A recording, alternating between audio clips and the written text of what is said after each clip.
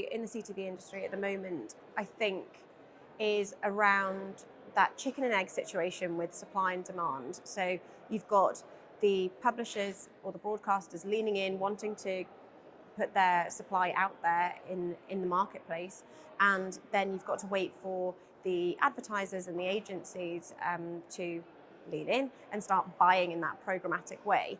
So I think we're at that tipping point. Maybe it's not friction, maybe it's more of a tipping point that we're getting to, much more like we're seeing over in the US, where people are opting more frequently to buy in that programmatic way.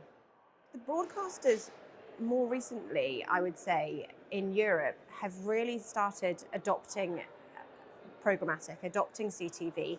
They have sort of been on the sidelines a little bit, like watching what's been going on and a bit more tentative, really doing their due diligence, I think, of assessing the different partners that they can use and the different technologies that are out there to make sure that they do get their setup absolutely right the first time. And I think that's been the right approach. But now we're seeing that due diligence pay off. They're making those decisions, they're choosing those partners to move forward with, and we're seeing that really rapidly grow, which is really just great to see. At the moment, I think Europe is very different across the different countries as to how much they're leaning into CTV.